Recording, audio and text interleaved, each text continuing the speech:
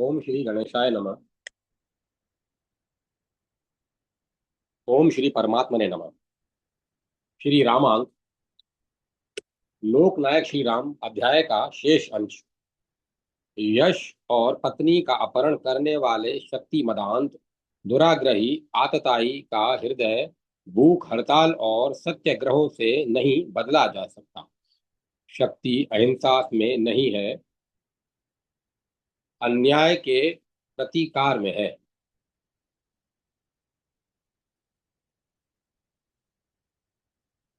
अहिंसा परमो धर्म।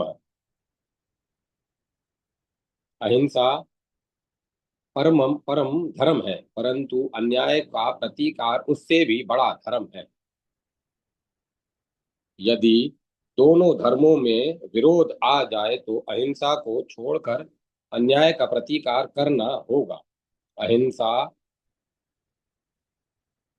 वहीं तक धर्म है जहां तक उससे अन्यायी और अत्याचारी अन्यायी और अत्याचारी को प्रोत्साहन नहीं मिलता। जहां अपनी कायरता छुपाने अथवा दुराचार एवं पाप के प्रति उठने वाली स्वाभाविक आक्रोश की भावना को कुंठित करने के लिए अहिंसा का राग आलापा जाता है, वहां अहिंसा धर्म नहीं रहती है। दुराचार अनाचार अन्याय और अधर्म के प्रतिकार की भावना मानव समाज की अमूल्य निधि है।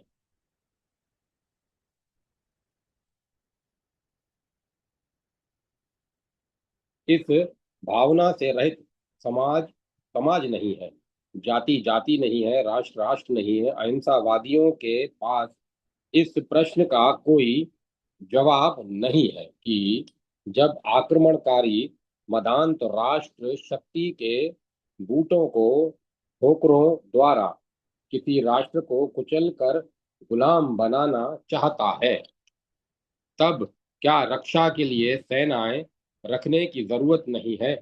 यदि नहीं तो राष्ट्र की जनता के ऊपर मनमाने अत्याचार कराने एवं भावी संतति को शताब्दियों तक गुलाम बनाने के अतिरिक्त और कुछ भी प्राप्त नहीं किया जा सकता। इसीलिए प्रभु श्री राम ने हृदय परिवर्तन कर शाश्वतिक विश्वास न कर, यद्यपि 2 बार दूत भेजकर उन्होंने रावण को समझाने का भी प्रयत्न किया था, रावण के वध को ही उचित समझा।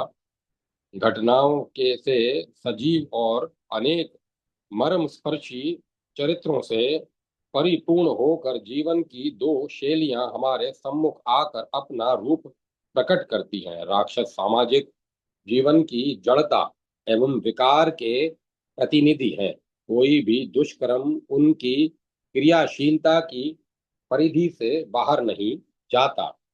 पर द्रोही पर दार, रथ पर धन पर अपवाद, ते नर पावर पाप में देह धरे मनु जात। रावण विज्ञान और सौंदर्य के प्रति सजग होता हुआ है होता हुआ भी उस रावण विज्ञान और सौंदर्य के प्रति सजग होता हुआ भी उस शक्ति संपन्न भाग्यहीन मनुष्य के सम्मान के समान है, जिसने गलत आदर्श अपना लिया हो और जिसने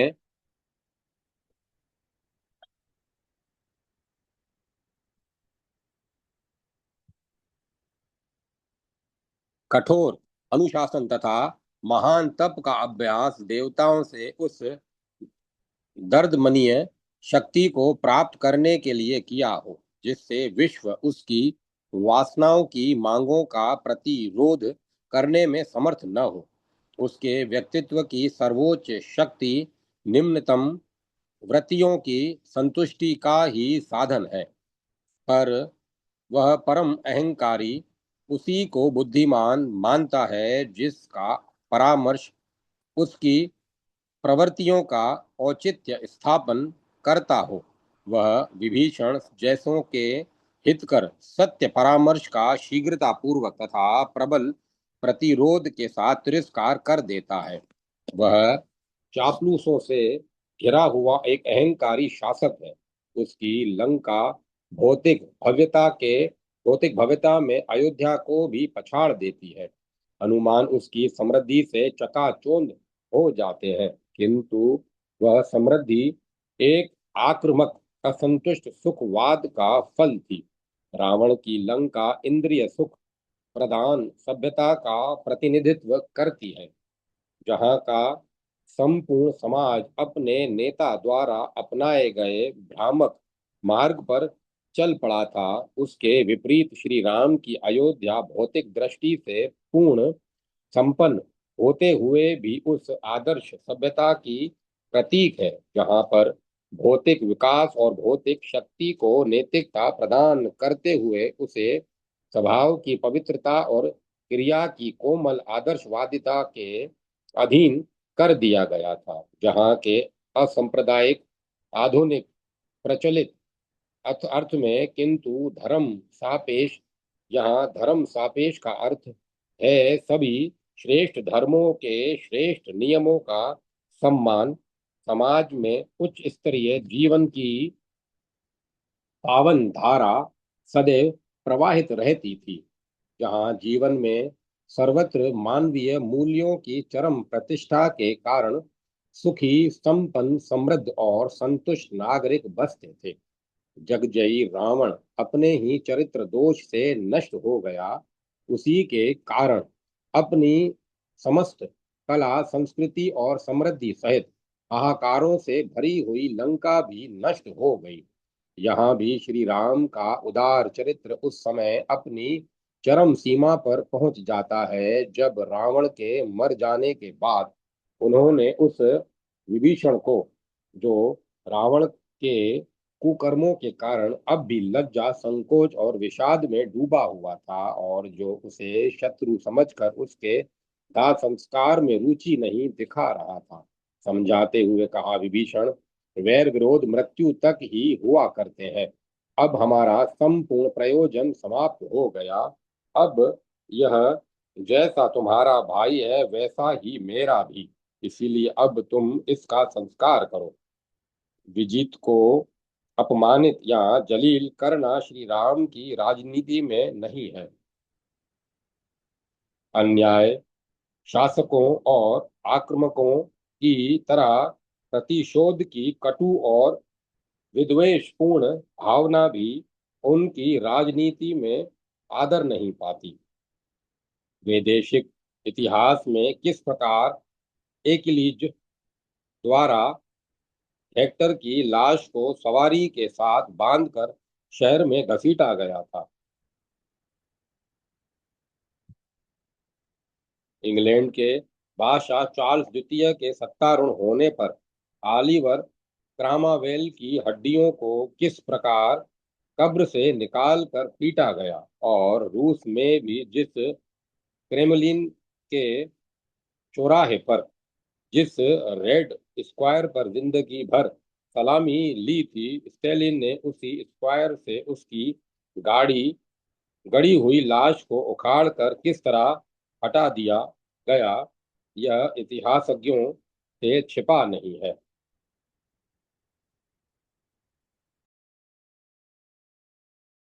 इन सारे उदाहरणों की तुलना में हम श्री राम के उस महत्तम उदार भाव का मूल्य कुछ आंक सकते हैं। फलतः संसार की शौर्य गाथाओं में राम शौर्य की कथा राम के शौर्य की कथा निराली है, जो केवल युद्ध कौशल तक सीमित न रहकर संपूर्ण मनुष्य चरित्र के विकास तक विस्तृत है। राम का शत्रु विजय अभियान सैन्य बल का नहीं, चरित्र विकास का अभियान है। यही कारण है कि सीजर, सिकंदर और नेपोलियन जैसे विजेता राम की तेजस्विता और अमाप महत्ता के सामने तृणवत प्रतीत होते हैं। इसीलिए महाकवि ने राक्षसों का वध करते हुए भी उनको स्थान स्थान पर परमोदार कहा है। विश्वामित्र आदि महर्षियों से प्राप्त जिन दिव्य अमोघ अस्त्रों के प्रयोग से महाबलशाली जग विजयी दुर्जय संसार भर क्यों राक्षसों की संसार भर को कपा देने वाली शक्ति भी धूलि में मिल गई। भारत उनकी खोज के द्वारा एक अप्रीतम शक्ति संपन्न राष्ट्र बन सकता है। श्री राम इस रॉकेट और परमाणु के युग में भी इस दिशा में भारत राष्ट्र का पथ प्रदर्शन कर रहे हैं। एक आदर्श लोकनायक के सभी गुण श्री राम में है। लोकनायक के द्वारा किसी की भी उपेक्षा करना उचित नहीं है। वे सेना के हर घटक से कुशल प्रश्न पूछते हैं। अस कपि एक न सेना माही राम कुशल जेहि पूछी नाही। इतना ही नहीं, गुरु वशिष्ठ को उनका परिचय देते समय वे विजय का सारा श्रेय भी उन्हीं को देना चाहते हैं।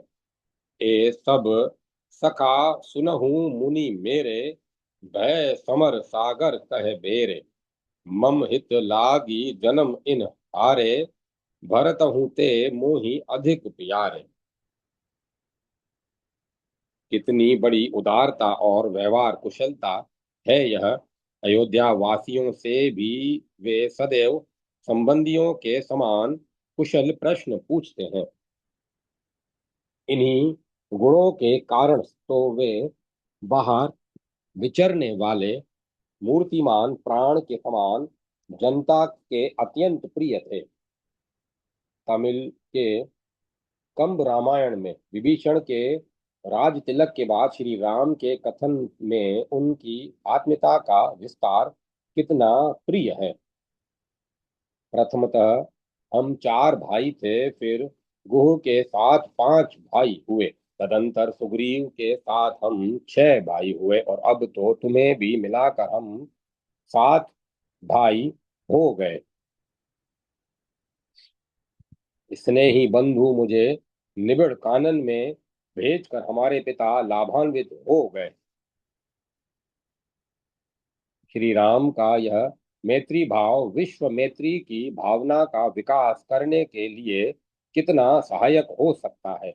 लोकनायक का व्यक्तित्व सभी प्रकार से तेजस्वी, प्रभावशाली और आकर्षक होना चाहिए। व्यक्तित्व को चमकाने वाले सभी गुण श्री राम में किस प्रकार एकत्रित हुए थे, यह जानना हो तो वाल्मीकि के पूछने पर नारद जी के द्वारा आदि के रूप में दिया गया उत्तर अवश्य देखने योग्य है। लोक नेता में अद्भुत वक्तव्य शक्ति का होना भी अति आवश्यक है। प्रियबंध और मृदु ब्रुव च भाषते। श्री राम के यह गुण भी अपनी संपूर्ण श्रेष्ठता के साथ प्राप्त होता है। आदि कवि ने उनको बार बार वदंता वरम कहा है, और उनके सामने महाबुद्धिमान और अपनी वक्रता के लिए प्रसिद्ध बृहस्पति आदि को भी तुच्छ माना है। यहाँ तुलसीदास जी के ये कथन भी स्मरणीय है। प्रभु बचनामृत सुनी न अघाऊ, तनु पुलकित मन अति हर्षाऊ। तो सुख जानई मन अरु काना, नहीं रसना पही जाई बखाना। इनके हृदय की विशालता उस समय अपनी चरम सीमा पर पहुंचती है जहां वे जिस कैकई ने उन्हें वनवास दिया है उसके प्रति भी अपनी मातृभक्ति अणु मात्र भी शिथिल नहीं करते। चित्रकूट से भरत को अयोध्या लौटाते समय वे अपनी तथा जानकी जी की शपथ देकर कहते हैं, रघुनंदन, मैं तुम्हें अपनी और सीता की शपथ देकर कहता हूँ कि तुम माता कौशल्या की रक्षा करना, उनके प्रति कभी क्रोध न करना। स्नेह, उत्कृष्ट प्रेम और पालन पोषण की दृष्टि से सभी माताएं उनके लिए समान थी।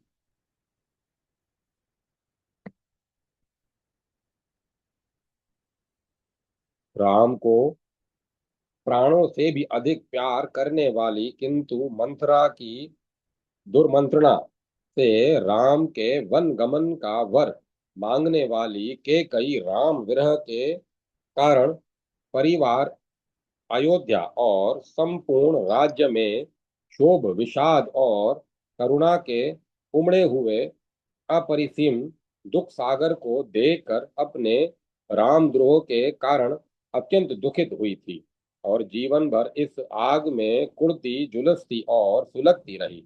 किंतु राम ही थे जिन्होंने चित्रकूट में तीनों माताओं में सबसे पहले प्रथम राम भेटी केकई केकई से ही सर्वप्रथम भेंट की और जब अयोध्या लौटे तब भी सबसे पहले केकई पही पुनी पुनी मिले। केकई से ही बार बार मिले जिससे उन्हें मन में श्री राम की ओर से अणु मात्र भी असंतुष्ट भाव का बोध और संकोच का अनुभव न हो।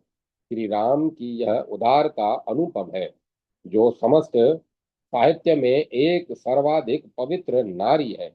ये दीप्यमान पवित्रता और गंभीर भक्ति की अविस्मरणीय खान है। श्री राम स्वयं जिनके लिए त्वया जगंती पुण्यानी कहते हैं, दीप शिखा सी ज्योतिर्मयी नित्य साध्वी अपनी उस प्रिया सीता का भी लोक की प्रसन्नता के लिए राजा राम परित्याग कर देते हैं। क्या आज बड़े से बड़े नेता के जीवन में भी लोक और समाज के प्रति इतनी निष्ठा है? क्या आज सैकड़ों लोगों के बलिदान के बावजूद और लाखों लोगों द्वारा जेल भर देने पर भी सत्यता और ईमानदारी से जनता की आकांक्षाओं का आदर किया जाता है? कौटिल्य के अनुसार राजा का अपना कोई हित या सुख नहीं होना चाहिए, वह तो प्रजा की सुख सुविधा एवं प्रजा के अभिष्टों की व्यवस्था करने वाला व्यवस्थापक मात्र है। कालिदास ने भी यही कामना की। श्री राम इस आदर्श में के मूर्तिमान रूप हैं। क्या आज के लोक नायकों की को भी कभी अपने मतदाताओं के दुख दर्दों की चिंता सताती है, जबकि श्री राम प्रजाजनों के दुखों में उनसे भी अधिक दुख का अनुभव करते हैं और उनसे उत्सव तथा प्रसन्नता के समय पिता के समान परितुष्ट होते हैं। एक स्थान पर उन्होंने कहा है कि यह संसार व्यक्ति के इच्छा अनुसार नहीं चलता। बड़ी बड़ी संचित सामग्रियां नष्ट हो जाती हैं, महती उन्नतियों का पतन हो जाता है। अब संयोगों का भी वियोग में अंत हो जाता है और जीवन का भी मरण में अंत निश्चित है। फलतः मनुष्य जीवन की सार्थकता सत्य और श्रेष्ठ नियमों के पालन, राष्ट्र अनुराग और हर दुख अपहरण में है। श्री राम का जीवन कहीं भी अपने लिए नहीं है। अन्यत्र वे कहते हैं, लक्ष्मण मैं सत्य और आयुध की शपथ लेकर कहता हूँ कि मैं धर्म अर्थ काम और संपूर्ण पृथ्वी सब कुछ तुम ही लोगों के लिए चाहता हूँ। तुम सभी बंधुओं को छोड़कर यदि मुझे कुछ सुख मिलता हो तो उसमें आग लग जाए, वह जलकर भस्म हो जाए। तपस्वी महर्षियों के उपस्थित होने पर श्री राम कहते हैं, महर्षियों किस काम से यहाँ आप लोगों का शुभागमन हुआ है? मैं सब कुछ छोड़कर आपकी क्या सेवा करूं? आदेश मिलने पर बड़े सुख से मैं आपकी सभी इच्छाओं को पूर्ण कर सकता हूँ। यह सारा राज्य इस हृदय कमल में विराजमान यह जीवात्मा तथा यह मेरा सारा वैभव आप ब्राह्मणों की सेवा के लिए ही है। क्या आज के लोक नायक जनप्रतिनिधियों के पहुंचने पर इतनी सहृदयता, उदारता और विनम्रता प्रदर्शित करने की भावना रखते हैं? एक और अद्भुत गुण था श्री राम में, वे सभी को कुछ न कुछ देना ही चाहते थे। किसी से कुछ भी लेना यह उन्हें किसी भी स्थिति में मंजूर नहीं था। आज के लोक नायकों के जीवन में केवल लेने की ही मुख्यता है और उनके इस आचरण के दुष्प्रभाव से समाज में भी चारों ओर केवल लेना ही लेना सुनाई पड़ता है। श्री राम तो अपनी जनता से यह भी कहते हैं कि यदि भूल से मैं कुछ अनीतिपूर्ण वचन कहूं तो भय छोड़कर मुझे यह कहकर तुरंत रोक देना कि राम, तुम्हारा यह काम अनुचित है। जो अनीति कछु भाषो भाई, तो मोहि वर्जहूँ है बिसराई। प्रखर बुद्धि और गहन अंतर्दृष्टि के कारण वे किसी भी विषय को सभी पहलुओं के साथ एक बार ही समझ लेते थे। इसीलिए कभी भी अपने निश्चित सिद्धांतों, आदर्शों और संकल्पों से दूर हटने का अवसर ही उनके जीवन में उपस्थित नहीं हुआ। साधारण स्थिति की तो बात ही नहीं, प्राण संकट उपस्थित होने की विषम दशा में भी श्री राम अपने निश्चित नियमों का कभी उल्लंघन नहीं करते। उनका क्रोध तथा प्रसाद दोनों ही अमोघ है। अपने पापों के कारण मारने योग्य व्यक्तियों को बिना मारे वे नहीं रहते और अवध्य के ऊपर क्रोध के कारण कभी उनकी आंख भी लाल नहीं होती। अपने उदार गुणों से प्रजा को अनुरंजित करने के कारण ही तो उनका नाम राम है। वे केवल धर्म के परिरक्षता ही नहीं हैं, समृद्धि के साथ धर्म का आविर्भाव भी साक्षात उन्हीं से हुआ है। इसीलिए केवल वे ही नहीं, उनके व्यक्तित्व के चारों ओर चक्कर लगाने वाले सभी पात्र परिस्थिति निरपेक्ष, स्वयं स्फूर्त, कर्तव्य भावना और मानवीय गुणों के सर्वोच्च मूर्तिमान प्रतीक हैं।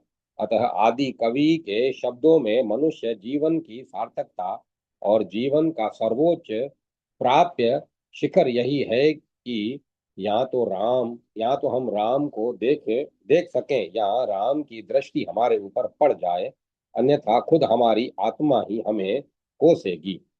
रामचरित्र से मंडित रामायण केवल हमारा ही राष्ट्रीय काव्य नहीं है, इंडोनेशिया जैसे मुस्लिम देश का राष्ट्रीय काव्य भी रामायण है। कंबोडिया के बौद्ध मंदिरों की दीवारों पर आज भी रामायण के दृश्य उत्कीर्ण है। हिमालय से उद्भूत शतशः जलधाराओं की भांति राम कथा इस देश में ही नहीं, इस देश के चारों ओर फैली हुई है, अमर है। यह लोक नायक इस श्री राम की कहानी कहते हैं। संसार में संसार के समूचे साहित्य में इस प्रकार का लोकप्रिय काव्य जातीय ग्रंथ नहीं है। समूचा भारतवर्ष एक स्वर से इसे पवित्र आदर्श काव्य ग्रंथ मानता है और संपूर्ण भारतीय साहित्य का आधा इस महाकाव्य के द्वारा अनुप्राणित है। प्रत्येक युग के आचार्य, कवि और नाटककार इस महाग्रंथ से चालित हुए हैं। सदियों की परतंत्रता और विदेशी आक्रमणों के कारण इस देश का जीवन अस्त व्यस्त तथा पथभ्रष्ट हो गया है।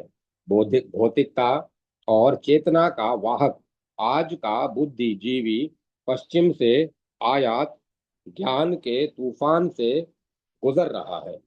संदेहों की चट्टानों से टकरा टकरा कर निराश नई पीढ़ी जीवन की तलाश में लगी है। नैतिक संकट, मूल्य विघटन, राजनीतिक दल बदल और मानसिक रिक्तता के कारण जीवन सूना सूना लगने लगा है। आत्म विस्मृतियों की प्रबल धारा के बहते हुए समाज को रोकने वाले श्रेष्ठ आदर्श भी विस्मृत होते जा रहे हैं। हमारा संपूर्ण जीवन एक बृहत पाखंड और गोरख धंधा बन गया है। सत्ताधारी के हाथ में संचित प्रचार की शक्ति जन साधारण की समझने की शक्ति को रौंद कर निकली जा रही है। अनैतिक शक्तियां राष्ट्र जीवन को अपने पैरों के नीचे कुचलने में लगी हैं। ऐसी स्थिति में सार्वजनिक जीवन को शुद्ध करने का एक ही शक्तिशाली उपाय है कि हम लोकनायक श्री राम को आदर्श मानकर अपने जीवन में नैतिक, धार्मिक, लोकतांत्रिक और आध्यात्मिक मूल्यों की प्रभुता को स्वीकार करें। सत्यनिष्ठा, पवित्र आचरण, मानवीय प्रेम, त्याग, संयम, उदारता आदि शास्त्रों की खूंटी पर ही लटके रहे तो उनसे किसी समाज का कोई कल्याण नहीं हो सकता। इस मृत्यु लोक के मानव ने राम से भव्यतर, गुण संपन्न और चरित्रवान मानव की कल्पना ही नहीं की है।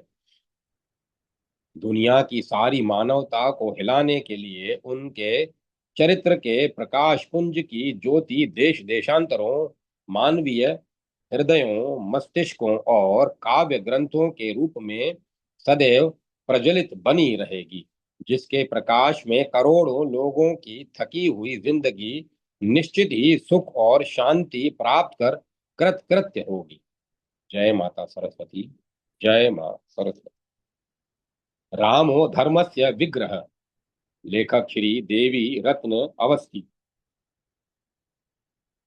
महर्षि वाल्मीकि जैसे तपहपूत महाकवि का कथन है कि राम धर्म के मूर्त स्वरूप है। इस जिस युग में भगवान राम इस भारतवर्ष में विद्यमान थे, उसी युग में महर्षि वाल्मीकि भी हमारे इस देश को अपने तप संभूत काव्य से सद्गुणों के क्षेत्र में ऊंचा उठा रहे थे। वे दशरथ और जनक जैसे लोकमान्य धराधीशों के सम्मान्य मित्र थे। अपने योग बल से वे प्रत्येक विषय की पूर्ण और सम्यक गवेषणा करने में समर्थ थे। आज का सशंकित पाठक योग बल की बात सुनकर चौंक उठने का अभ्यस्त हो गया है। इसीलिए यह बताना भी आवश्यक है कि भारतीय परिभाषा के अनुसार चित्त की वृत्तियों का पूर्ण निरोध ही योग है। चित्त वृत्ति के निरोध के चमत्कार आज भी यदा कदा देखने को मिल जाते हैं। इन पंक्तियों का लेखक उस धर्म का अनुयायी है जिसने सारी सृष्टि को संगठित कर रखा है, और उसका नाम केवल धर्म ही है। जिन लोगों को धर्म की यह परिभाषा स्वीकार नहीं है और अपने धर्म को एक विशेष नाम देकर पुकारना जिनको रुचता है, तथा जो अपने को धर्म के क्षेत्र में भारत से बाहर का समझते हैं, उन्हें भी अपने ऐतिहासिक, सामाजिक और सांस्कृतिक ज्ञान के संवर्धन के लिए राम के उस अत्यंत प्राचीन व्यक्तित्व को समझने का प्रयास करना चाहिए, जिसने सत्य की प्रतिष्ठा के लिए याव जीवन यावत जीवन धर्म की आराधना की थी। राम के महान व्यक्तित्व को समझने के लिए वाल्मीकि का आदि काव्य सबसे पहला और सबसे अंतिम आधार है। इसीलिए हम वाल्मीकि के आश्रम में प्रविष्ट हुए बिना अन्य किसी भी उपाय से राम के स्तुत्य चरित्र को पूर्णतः न समझ पाएंगे। एक बार एक सज्जन ने मुझसे पूछा कि यदि भगवान की सत्ता को स्वीकार न किया जाए तो क्या इससे कोई हानि हो सकती है। मैंने उनसे कहा कि इसमें भगवान की तो रत्ती भर भी हानि नहीं हो सकती, क्योंकि भगवान हानि लाभ से सर्वथा परे है। पर यदि हम भगवान की महती सत्ता का निषेध करेंगे तो स्वयं जीवन भर सत्य से विमुख बने रहेंगे। इसी प्रकार यदि हम अपने को धर्मतः अभारतीय मानने का दुराग्रह बनाए रखें और राम के चरित्र को पूर्णतः समझने की चेष्टा न करें तो इससे राम की महत्ता को कोई हानि नहीं पहुंचेगी, पर हम स्वयं उनकी महत्ता के उस आदर्शवाद से वंचित रह जाएंगे जो सदैव लोक के अभ्युत्थान के अमृत रस की वृष्टि करता रहता है। वाल्मीकि की रामायण ऐसे राम का चरित्र तो है ही, जो एक महापुरुष थे। इतने बड़े महापुरुष जिन्हें जन जीवन कोटि कोटि कंठों से मर्यादा पुरुषोत्तम कहकर संबोधित करता आ रहा है। साथ ही साथ वह ऐसे राम का भी चरित्र है जो विष्णु के अवतार थे। हम दोनों चरित्रों में द्वित्व नहीं है। जो नर है वही हमारा नारायण है। जो नर नहीं है वह नारायणत्व का अधिकारी नहीं हो सकता है। ठीक उसी प्रकार जैसे बिना एमए के की उपाधि के कोई पीएचडी, डिलीट आदि की उपाधि नहीं प्राप्त कर सकता, नारायण का स्वरूप हमारे लिए बोधगम्य नहीं है। वह रोगियों के लिए भी सरलता से बोधगम्य नहीं हुआ करता। इसीलिए वाल्मीकि ने नारद से नर रूपी राम के ही महत् चरित्र पर आदि काव्य के सृजन की प्रेरणा प्राप्त की थी। जिन राम के महाचरित्र से वाल्मीकि ने अपने आदि काव्य के सृजन की प्रेरणा प्राप्त की थी, वे नारायण होते हुए भी लोक के हित के लिए केवल नर थे। वे नारायण से नर इसीलिए बने कि उनके नरत्व के नरत्व से लोग प्रेरणा प्राप्त करके अपने नरत्व को अधिक संवर्धित कर सकें। इन्हीं राम को वाल्मीकि ने धर्म का मूर्तिमान स्वरूप कहा है। राम को वाल्मीकि ने अपने रामायण में सर्वत्र आर्य कहा है। इसीलिए संसार भर में जितने भी देश अपने को आर्य शाखा का मानते हैं, राम उन सब से उन सब के पूर्वज हैं और अपने महचरित्र के कारण वे उन सभी के श्रद्धा पात्र हैं। जिस प्रकार राम एक असाधारण व्यक्ति थे, उसी प्रकार उनकी रामायण के प्रणेता वाल्मीकि भी असाधारण व्यक्तित्व से विभूषित थे। उनकी असाधारणता के कारण ही उनका युग उन्हें महर्षि कहकर प्रणाम करता था। उनका वह महर्षित्व आज भी ज्यों का त्यों बना है। जिस यूरोप और अमेरिका से हम आज बहुत अधिक प्रभावित हैं, उनके सभी विद्वान अपने समाज को आर्य शाखा का बताते हैं। ईरान और अफगानिस्तान जैसे देश तो केवल अपने को ही शुद्ध आर्य मानते हैं। पारसी भी अपने को आर्य रथ से ओतप्रोत मानते हैं। पारसी भी अपने को आर्य रथ से ओतप्रोत मानते हैं। अतः इन सभी को चाहिए कि वे अपने प्राचीनतम अग्रजन्मा राम के महचरित्र का अध्ययन करके अपनी सभ्यता और संस्कृति का संवर्धन करें। धर्म को अपनी सुविधा के लिए हम दो वर्गों से में विभाजित कर सकते हैं। वे ये वर्ग हैं सामान्य और विशेष। सामान्य धर्म वह सदाचार है जो हमारे विकास का पथ प्रदर्शित करता है। विशेष धर्म वे कर्तव्य हैं जो मनुष्य के लिए श्रेयस्कर गति का निर्माण करते हैं। राम का व्यक्तित्व धर्म के इन दोनों वर्गों का योग्यतम प्रतिनिधि था। इसीलिए वाल्मीकि राम को उनके निज के धर्म का तथा संसार भर के लोक धर्म का रक्षक मानते थे। वे बड़े स्पष्ट शब्दों में यह बात कहते हैं, रक्षिता स्वस्य धर्मस्य स्वजन्यस्य च रक्षिता।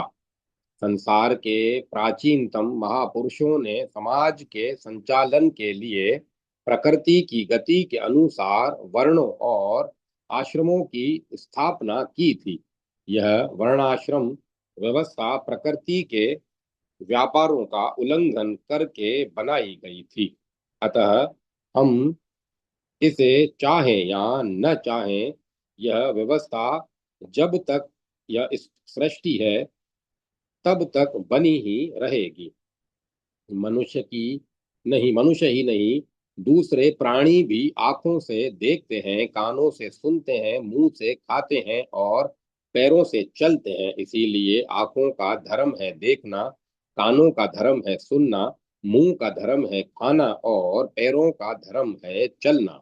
आपका समाज चाहे जितना परिवर्तित हो जाए, चाहे आप चंद्रलोक में अपनी कोड़ी खड़ी करें या सूर्यलोक में आप खाने का काम आंखों को और देखने का काम मुंह को नहीं सौंप सकेंगे। प्राचीनता का प्रतिनिधित्व करने वाले वेदों ने इसीलिए घोषणा की थी कि ब्राह्मणत्व विराट पुरुष के मुख से जन्मा है, उसके हाथों ने क्षत्रियत्व को जन्म दिया है, उनके जगन स्थल से वैश्यत्व ने जन्म पाया है और उनके पैरों से शूद्रत्व अवतरित हुआ है। समस्त जड़ और चेतन सृष्टि से में वर्ण व्याप्त है। वर्णों की भांति आश्रमों का विभाजन भी बड़ा ही लोकोपयोगी है। आश्रम व्यवस्था केवल मानव समाज तक सीमित है, पर उसकी उपयोगिता कभी नष्ट नहीं हो सकती। ब्रह्मचार्य आश्रम, गृहस्थ आश्रम, वनप्रस्थ आश्रम और संन्यास आश्रम आज भी मानव समाज में सर्वत्र व्याप्त है। अपनी सारी व्यवस्थाओं सहित हमारे आज के विद्यालय, महाविद्यालय और विश्वविद्यालय उसी प्राचीन ब्रह्मचर्य आश्रम का प्रतिनिधित्व करते हैं। आज की सारी अव्यवस्थाओं का भार लादे हुए हमारे गांवों के कच्चे पक्के घर और नगरों के बड़े बड़े भवन अपनी आधुनिक सुख सुविधाओं सहित उस प्राचीन गृहस्थ आश्रम का ही यशोगान करते हैं। सारी अवस्थाओं समेत हमारे इस संसार के सभी मनुष्य अपने पुत्रों को समर्थ देकर अपने आप तृप्ति का अनुभव करते हुए उसी प्राचीन वानप्रस्थ आश्रम की महिमा को उजागर करते हैं और सारी अव्यवस्थाओं समेत संसार के थोड़े से त्यागी तपस्वी लोग उसी संन्यास आश्रम की प्राचीनता को संवर्धित करते हुए संसार की मानवता को असत्य से सत्य की ओर, अंधकार से प्रकाश की ओर तथा मृत्यु से जीवन की ओर अग्रसर करते रहते हैं। ऐसे सार्वदेशिक और सार्वकालिक वर्ण आश्रम के मूर्तिमान स्वरूप थे राम।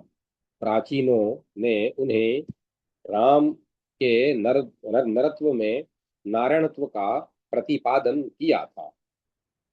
वह मैं स्वतः उन्हें नारायण का अवतार मानता हूँ, पर उनका वह नारायणत्व अगम है, अगोचर है, इसीलिए उनका मनुष्य रूप ही धर्म का मूर्तिमान स्वरूप है। राम का यह मनुष्य रूप एक साथ सभी को सत्य प्रेरणा देने में समर्थ है। फिर चाहे कोई किसी धर्म का और किसी देश का क्यों न हो, निश्चय पूर्वक राम का यह धर्म स्वरूप उन्हें भी प्रेरणा देगा। जो ईश्वर के अस्तित्व में विश्वास नहीं रखते, ऊपर सामान्य और विशेष धर्मों का उल्लेख हो चुका है। वर्णाश्रम धर्म इन दोनों धर्मों का समन्वय है। दूसरे को हीन, नीच और अस्पृश्य समझने की भावना से इन वर्णाश्रम धर्म का कोई संबंध नहीं है। आंखें यदि पैरों को अपने से छोटा और पाप जन्मा समझने लगे तो सारे शरीर का निस्तार कैसे होगा। इन सामान्य और विशेष धर्मों को राम ने अपने आचरण द्वारा जिस प्रकार धन्य बनाया था, उसका अध्ययन सदैव श्रेयस्कर है। वाल्मीकि राम के ऐसे आचरण को जन जन में प्रविष्ट करना चाहते थे। वे चाहते थे कि लोग राम के चरित्र का चिंतन करके श्रेय प्राप्त करें। जब राम के चरित्र का चिंतन होगा, तभी हमारा आचरण रामवत होगा। इसीलिए वाल्मीकि ने चाहा था कि हमारा ब्राह्मण वर्ग लोगों के कानों में नित्य ही राम के चरित्र प्रविष्ट कराता रहे और सारे लोग अपने कल्याण के लिए राम के चरित्र का अध्ययन, मनन और चिंतन करते रहे। वाल्मीकि यह भी चाहते थे कि हमारी माताएं उसी प्रकार के पुत्र उत्पन्न करें जिस प्रकार के पुत्र कौशल्या, सुमित्रा और कैकेयी ने उत्पन्न किए थे। ऊपर के श्लोकों से यह स्पष्ट ऊपर के श्लोक यह स्पष्ट बताते हैं कि वाल्मीकि राम के चरित्र से जनजीवन को क्यों ओतप्रोत बनाना चाहते हैं। चिंतयेद राघवम नित्यम श्रेय प्राप्तु प्राप्तुम यह इच्छति इत्यादि। राघवेण यथा राम सुमित्रा लक्ष्मणेन च इत्यादि। वे क्यों चाहते थे कि सभी स्त्रियां राम, भरत और लक्ष्मण जैसे पुत्र उत्पन्न करें। निश्चय ही वे ऐसा इसीलिए चाहते थे कि देश की भावी पीढ़ियां राम, भरत और लक्ष्मण जैसे युवकों से विभूषित हो उठे। रामायण के प्रचार में वाल्मीकि का यही उद्देश्य था। तुलसीदास कंबन और कृतिवास जैसे रामचरित्र के परवर्ती महाकवि भी यही चाहते थे। उन्होंने हिंदी, तमिल और बंगला भाषाओं में इसीलिए रामचरित्र को काव्यबद्ध किया था कि वाल्मीकि की यह आशा पूर्ण हो। व्यास जैसे तपोनिष्ठ महर्षि कहते थे कि मैं दोनों हाथ उठाए हुए बारंबार सबको श्रेय मार्ग पर चलने को कहता रहता हूँ, पर लोग मेरी नहीं सुनते। चाहिए यह कि हम वाल्मीकि और व्यास जैसे महर्षियों की सुने।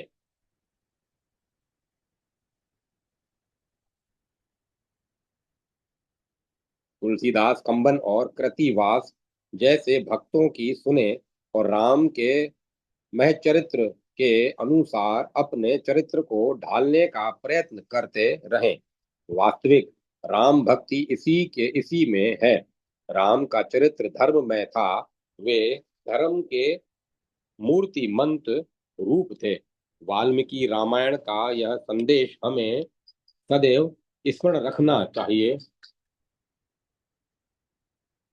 राम वाल्मीकि रामायण का यह संदेश हमें सदैव स्मरण रखना चाहिए। वाल्मीकि के परिवर्तित महापुरुषों द्वारा भारतीय भाषाओं में रामचरित्र का संव्यूहन इसीलिए किया गया था कि हम राम के इस उस मूर्तिमंत धार्मिक स्वरूप को अपनी आंखों से देखें और तत्व अपने आचरण का सृजन करें। राम के इस राम के इस धर्म स्वरूप का वास्तविक दर्शन कभी संभव होगा जब हम अपने आचरण को रामवत बनाने के संकल्प की साधना में श्रद्धा और विश्वास पूर्वक जुटे रहे। राम का देश वैदिक संपत्ति का धनी था।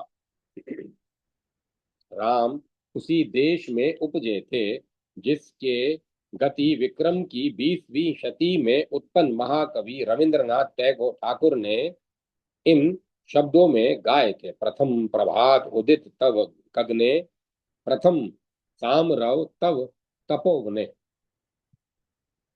वाल्मीकि ने राम के जिन गुणों का वर्णन अपने आदि काव्य में किया है उनमें एक अक्षर भी अतियुक्ति पूर्ण नहीं है। उन्होंने राम को वेद वेदांग तत्वज्ञ कहा है, पर राम हमारी भांति केवल अखंड पाठ करके वेद वेदांग तत्वज्ञ नहीं बने थे। वे अपने आचरण को वेदों की शिक्षा के अनुरूप बनाकर वेद वेदांग तत्वज्ञ बने थे।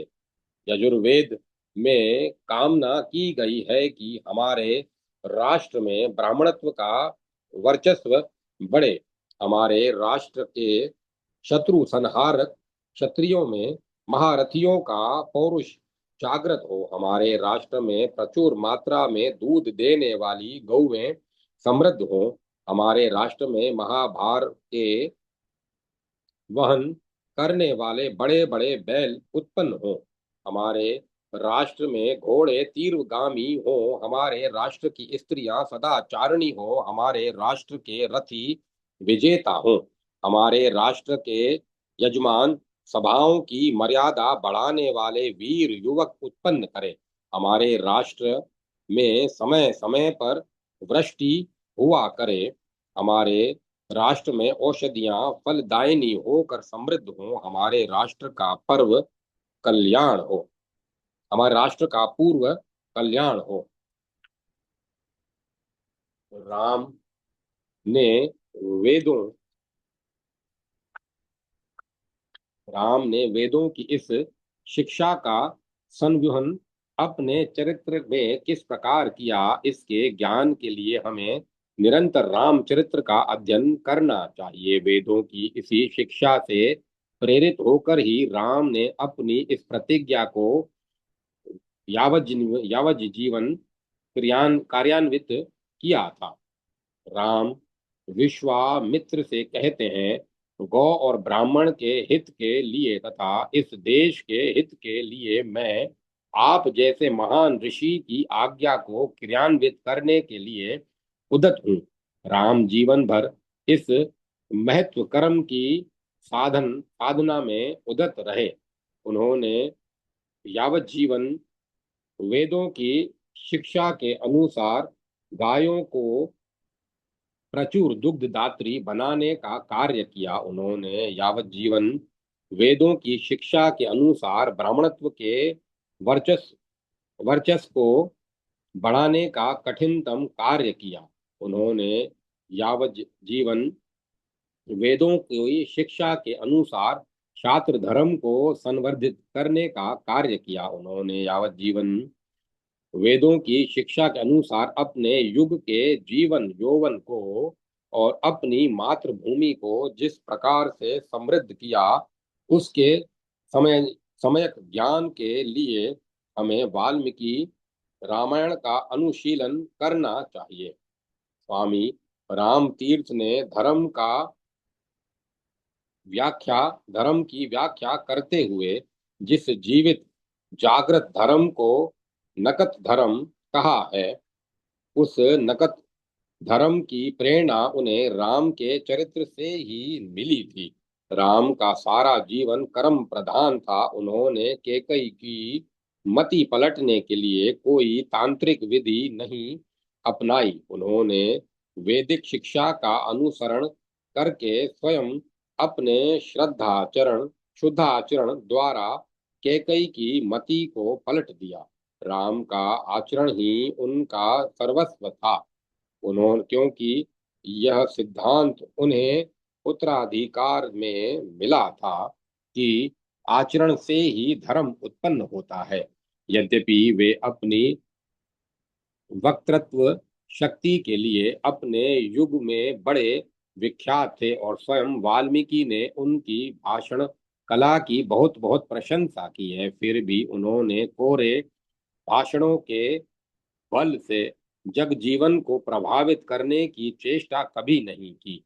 मनुष्य को सुख और दुख में किस प्रकार एक समान रहना चाहिए, यह उन्होंने अपने स्वयं के आचरण द्वारा सबको दिखा दिया।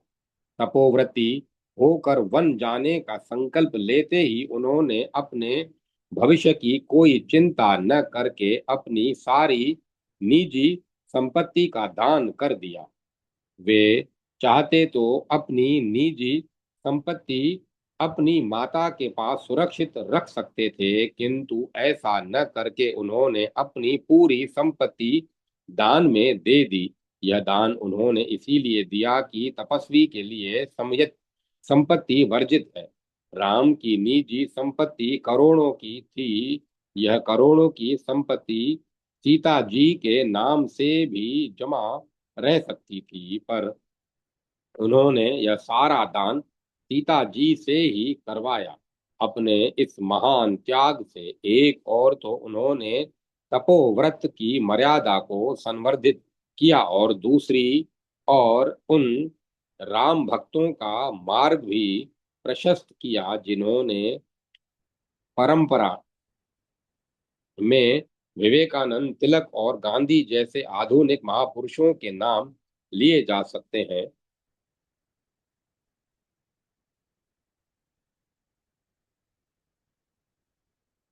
अयोध्या से राम जब वन को चले, तब उनका वह वन गमन व राज्य निर्वासन जिसे वाल्मीकि ने भी निर्वासन ही कहा था, बड़ा अपमानजनक था। लक्ष्मण तो उस इसके प्रबलतम विरोधी थे ही, सारी जनता ने इसका क्रियात्मक विरोध किया। पर धर्मात्मा राम कहते रहे कि पिता की आज्ञा के औचित्य और अनुचित्य पर पुत्र को विचार करने का कोई अधिकार नहीं है। उनके युग के कार्ल मार्क्स जाबली ने उनसे कहा कि आप बुद्धिमान होकर साधारण लोगों जैसी बातें कर रहे हैं। धर्म एक व्यर्थ का ढोको ढकोसला है।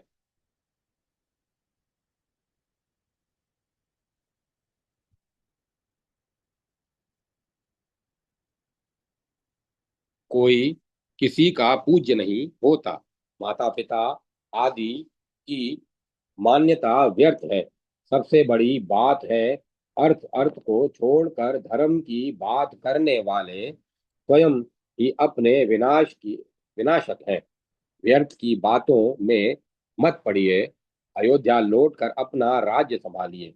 जाबालिका जबाली का व्याख्यान पूरा भौतिकवादी है, जिसकी कुछ ही बातें मैंने पाठकों की जानकारी के लिए दी है, पर इस भौतिक व्याख्यान का राम पर कोई प्रभाव नहीं पड़ा। उन्होंने जबाली से कहा कि आप मेरे प्रेम के मारे ऐसा कहते हैं। राम यदि अपने वनवास के लिए जनमत संग्रह को सहमत होते तो उन्हें केवल 2 मत मिलते और उनकी जमानत जब्त हो जाती। इन 2 मतदाताओं के नाम इस प्रकार होते: दशरथ के आत्मज राजकुमार राम और अश्वपति की आत्मा महारानी कैकेयी। इन 2 व्यक्तियों को छोड़कर करोड़ों लोगों में एक भी ऐसा मनुष्य नहीं था जो वनवास के विषय में राम के मत का समर्थन करता। लोगों ने शारीरिक बल लगाकर उनका मार्ग रोका। युवक उनके रथ पर लटक गए, पर राम तो राम ही थे। वे अपने व्यवहार बल से सारी कठिनाइयां पार कर गए। लोगों की इस घेरा धारी को सुनकर दशरथ जी भी अपने पूरे रनिवास को लेकर अपने राज समाज सहित आते दिख पड़े। ऐसा समय राम के लिए कठिन था। कितना कठिन होगा, इसकी कल्पना कीजिए। स्वयं दशरथ जी ने पुकार कर आदेश दिया कि रथ रोको। सुमंत्र ने कहा, मैं राज आज्ञा का उल्लंघन कैसे करूं? राम ने इस अवसर पर सुमंत्र से कहा कि इस राजाज्ञा के मानने से स्वयं महाराज के सत्य को क्षति पहुंचेगी। इसीलिए आप तीव्रता से रथ हाँकिए। चित्रकूट में जब भरत उनसे लौट चलने का आग्रह करने लगे तो वशिष्ठ समेत अयोध्या का सारा समाज भरत का अनुमोदन और समर्थन करने लगा। तब राम ने अपने पक्ष में जो बात कही, वह सारे संसार की मानवीय आचार संहिता को अलंकृत करने वाली है। उन्होंने कहा कि पिता की बेची हुई, दान में दी हुई और धरोहर में रखी हुई वस्तु को लौटाने का कोई अधिकार पुत्र को नहीं होता। मेरे पिता के 2 आदेश अलग अलग है। राम को 14 वर्षों के लिए वनों में निर्वासन, भरत को उस अवधि तक राज्य का हस्तांतरण। इसीलिए पुत्र के नाते पिता को निरस्त करने का अधिकार राम को जिस प्रकार बिल्कुल ही नहीं है, उसी प्रकार पुत्र के नाते उस आदेश को निरस्त करने का अधिकार भरत को भी प्राप्त नहीं है। उन्होंने अपनी भाषण पटुता का पूर्ण प्रभाव प्रदर्शित करते हुए सारी सभा से कहा कि भरत को यह कहने का कोई अधिकार ही नहीं है कि वे पिता द्वारा 14 वर्षों के लिए उनको सौंपी गई धरोहर नहीं संभालेंगे। उनका यह कहना बिल्कुल गलत है कि वे मेरे प्रतिनिधि बनकर वन जाएं और मैं उनका प्रतिनिधि बनकर राज्य की देख रेख करूं। उन्होंने अपनी भाषण शक्ति का पूरा वर्चस्व दिखाते हुए कहा कि पिता ने मुझे 14 वर्षों के लिए वनवास दिया है, भरत को नहीं। अतएव वन में मैं रहूंगा, भरत नहीं। वन के लिए भरत को अपना प्रतिनिधि मैं बना ही नहीं सकता, क्योंकि इससे पिताजी की आज्ञा का पूर्ण उल्लंघन हो जाएगा। उन्होंने फिर कहा, जिस प्रकार मुझे वन का आदेश पिता से प्राप्त हुआ है, ठीक उसी प्रकार भरत को पिता से राज्य की देख रेख का आदेश प्राप्त हुआ है। यदि भरत मुझको ही अपना प्रतिनिधित्व सौंपते हैं तो हम इस कार्य से भी पिता की आज्ञा का पूर्णतः उल्लंघन हो जाएगा, क्योंकि पिता ने राज्य भार की धरोहर उन्हें सौंपी है, मुझे नहीं। पिता ने यह भी आज्ञा नहीं दी कि हम दोनों किस कर्तव्य के लिए अपने प्रतिनिधि की भी नियुक्त कर सकते हैं। हम दोनों इस कर्तव्य के लिए अपने प्रतिनिधि भी नियुक्त कर सकते हैं। अतः हम दोनों के कर्तव्य सर्वथा अलग अलग हैं, और इसीलिए सर्वथा अलग अलग रहकर हम दोनों को अपने पिता के आदेशों का पालन करना चाहिए। ऊपर जिन त्रेता युग के काल मास की चर्चा की गई है, उनका वर्चस्वी भाषण भी राम ने पूर्ण मनोयोग से सुना और कह दिया कि महर्षि जबाली मेरे बड़े स्नेही हैं, वे मेरे स्नेह के कारण ऐसा कह रहे हैं, अतएव उनके तर्क अविचारणीय हैं। उन्होंने स्वयं जबाली से कहा कि मेरी हितैषिता के कारण जो बातें आप कह रहे हैं वे कर्तव्य सी लगती तो हैं, पर हैं वे अकर्तव्य। वे पथ्य सी प्रतीत होती हैं, किंतु वे कुपथ्य हैं। राम के परम प्रभावशाली धर्मनिष्ठ भाषण से भरत और वशिष्ठ समेत अयोध्या का यह वह सारा समाज राम के पक्ष में हो गया। इसके उपरांत जो कुछ हुआ उससे सभी परिचित हैं। राम की ऐसी इसी प्रकार की धर्म निष्ठाओं पर रीझ कर वाल्मीकि के स्वर में स्वर मिलाकर सारे भारतवर्ष ने उस प्राचीनतम युग में यह घोषणा प्रसारित की थी, रामो धर्मस्य विग्रह। निषाद राज गुह राम के एक मित्र थे। वे राम के बड़े पुराने मित्र थे। वाल्मीकि रामायण राम के जीवन का समसामयिक महाकाव्य है, इसीलिए उसमें राम के जीवन की ऐतिहासिकता भी सुरक्षित है। वाल्मीकि की वाल्मीकि के निषाद राजगुह एक संपन्न राज्याधिकारी थे। उनके यहाँ अनेक आकार प्रकार की बड़ी छोटी और सजी धजी 500 नौकाएं थी। वे 4 पैसे प्रति सवारी उतराई लेकर यात्रियों को गंगा पार पहुंचाने वाले निर्धन केवट नहीं थे।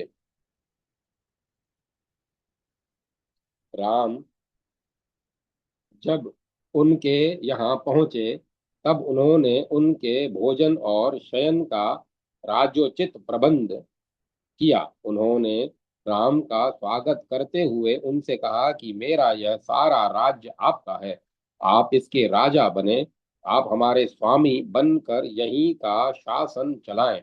हम सभी लोग आपके सेवक बनकर आपकी आज्ञाओं का अनुवर्तन करेंगे। वे भक्ष्य भोज्य पेय और लय व्यंजन प्रस्तुत है। पूरी साज सज्जा सहित ये राजसी पलंग भी आपकी सेवा में प्रस्तुत है, और घोड़ों की पूरी खाद्य सामग्री भी प्रस्तुत है। भगवान शंकर के पुत्र स्वामी कार्तिकेय का एक नाम गुह भी था। वस्तु संभवतः निषाद राज के पिता ने इसलिए अपने पुत्र का नाम गुह रखा होगा। निषाद राज गुह इस प्रकार राम का आतिथ्य पहले भी तो करते रहे होंगे, ऐसे अभिन्न मित्र का यह आतिथ्य सर्वथा स्वीकार करने योग्य तो था ही।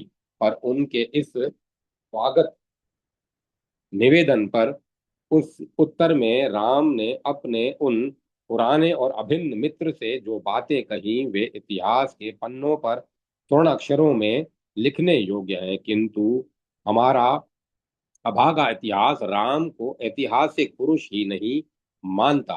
राम ने अपने उन परम मित्र निषाद राजगुह से कहा, आपने इतना स्नेह उड़ेल दिया, आप मेरे पास पैदल ही चले आए, मुझे बड़ी प्रसन्नता हुई आपको देखकर। आपके इस स्वागत सत्कार से तो हम लोग सदा के लिए अर्चित हो उठे। इतना कहकर राम ने निषाद राजगुह को अपनी सुंदर भुजाओं के पाश में लपेट लिया और कहा, मैं कितना भाग्यशाली हूं कि मुझे आप जैसे स्वस्थ और प्रसन्न बंधुओं से घिरे हुए स्वस्थ और प्रसन्न मित्र के दर्शन हुए। आपके मित्रों में, आपके वनों में और आपके राज्य क्षेत्र में सब लोग कुशल से तो हैं। इसके उपरांत राम ने उनसे फिर कहा कि प्रेम पूर्वक आप जो जो वस्तुएं लाए हैं वे सारी वस्तुएं मुझे स्वीकार हैं, पर मैंने वनचारी तपस्वी का व्रत धारण कर लिया है, वल्कल वस्त्र और कुश धारण कर लिए हैं, मृग चर्म धारण कर रखा है, वह यह आप स्वयं समझ लें। इस व्रत के कारण इन सारी सुविधाओं को मुझे कोई आवश्यकता नहीं है, इसीलिए आप इन वस्तुओं को वापस भेज दें और केवल घोड़ों का चारा दाना मुझे दे दें। ये चारों घोड़े मेरे पिता को बड़े प्रिय हैं, उनको खिलाने पिलाने से ही मेरा पूरा सत्कार हो जाएगा। मैं तो फल मूलाहारी हूँ, वे भी अपने और लक्ष्मण के तोड़े हुए होने चाहिए, किसी अन्य के नहीं। अपने मित्र निषाद राजगुह से राम ने उस समय लोक भाषा संस्कृत में जो कुछ कहा था वह वाल्मीकि रामायण में पद्मभत पद्म हद होकर ज्यों का त्यों इस रूप में आज तक सुरक्षित है। इसके बाद गुह के द्वारा प्रस्तुत उन सारे भक्ष्य भोज्य पेय और लय व्यंजनों को और उन राजसी पलंगों की सारी साज सज्जा को त्याग कर अयोध्या के उन महाराज कुमार ने अपने छोटे भाई का भरा हुआ पानी मात्र पी लिया और भूमि पर बिछी हुई घास पर लेटकर वह रात काट दी। यह था राम का जीवित धर्म, जिसके कारण वाल्मीकि ने उन्हें धर्म का साक्षात स्वरूप कहा है।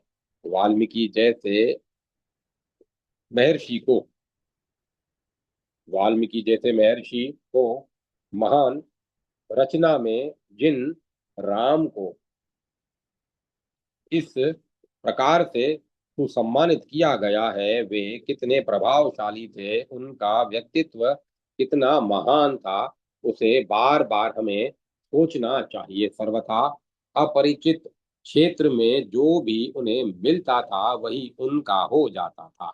हनुमान, सुग्रीव, अंगद और जामवंत सब के सब सर्वथा अपरिचित व्यक्ति ही तो थे।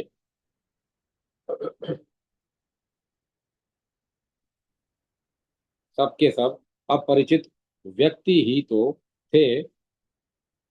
अंगद के पिता का तो वध भी कर डाला था, पर उन्होंने स्वप्न में भी अंगद का अविश्वास नहीं किया। उनके व्यक्तित्व का ही यह प्रभाव था कि सभी लोग उनके हो गए थे। कैसा अद्भुत चरित्र राम का था, उसका एक और उदाहरण देखिए। राम की सेना लंका के उप क्षेत्रों में छावनी डाल रही थी, कुछ सेना छावनी डाले पड़ी थी, कुछ डेरे डाल रही थी, कुछ अभी पुल पार कर रही थी, ऐसी अस्त व्यस्तता के समय में शत्रु की सैन्य शक्ति का अनुमान लगाने के लिए रावण ने अपने मंत्रिमंडल के दो मंत्रियों को गुप्त वेश में राम की छावनी में भेजा। ये दोनों के दोनों मंत्री थे, शुक और सारण। राम की छावनी में ये दोनों के दोनों पकड़ लिए गए। इस प्रकार जो लोग पकड़े जाते हैं वे आज के युग में भी तुरंत मार डाले जाते हैं, और उस युग में भी वे पूर्ण रूप से वध्य थे। राम के सामने जब वे लाए गए तब दोनों के दोनों अपनी मृत्यु की घड़ियां गिन रहे थे। राम से कहा गया कि ये दोनों रावण के मंत्रिमंडल के सदस्य शूक और सारण हैं। इन्हें छावनी के अंदर पकड़ा गया है। ये गुप्तचर बनकर आए थे। अपने पक्ष के प्रतिवेदन को सुनने के बाद राम ने जो किया उसका उदाहरण अन्यत्र मिलना दुर्लभ है। संसार भर के सैनिक इतिहास का यह अकेला ही उदाहरण है जो शत्रु गुप्तचर के वेश में पकड़े गए थे। वे रावण के मंत्रिमंडल के बड़े प्रभावशाली सदस्य थे। उनकी दी हुई सूचना राम के लिए बड़ी भयावह सिद्ध हो सकती थी, पर यह जानते हुए भी राम ने उनसे जो कुछ कहा उसको सुनिए। उसके श्रवण मात्र से आपका वक्ष स्थल तो समुन्नत हो जाएगा। राम ने उनसे कहा कि आपने जो अपने राजा के आदेश का पालन किया है, मुझे आशा है आप हमारी सैन्य शक्ति का अनुमान लगा चुके होंगे। अब आप स्वतंत्र हैं, जहां चाहे चले जाएं, पर यदि आप अभी अपने काम को पूरा नहीं समझते और यह समझते कि अभी आपको कुछ और देखना चाहिए तो विभीषण के साथ जाइए। ये आपको जो भी आप चाहेंगे पूर्णतः दिखा देंगे। वैष्णवी शक्ति की द्वादश कलाओं से संपन्न भगवान राम के नारायणत्व का मूल्यांकन तो हमारी शक्ति से बाहर की बात है। हम ससीम उस असीम का मूल्यांकन क्या करें,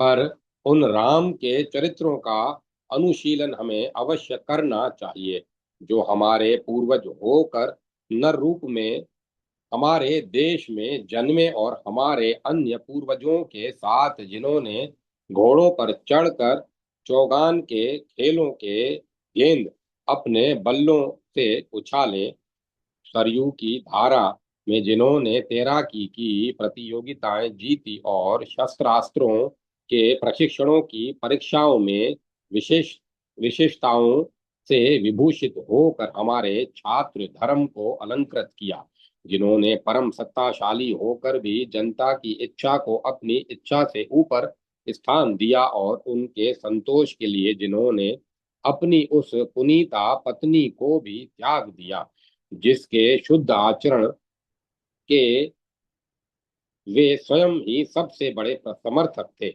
जिन्होंने अपनी वह महती पीड़ा सदैव अपने तक ही सीमित रखी और अपना वह पीड़ित हृदय लिए हुए जिन्होंने अपनी जनता को स्वर्गोपम सुखों से परम संपन्न बना दिया, जिन्होंने अपने परम शत्रु रावण की परम प्रशंसा करके उसे भी अपना भाई बनाकर अपनी ही जाति अजर अमर बना दिया।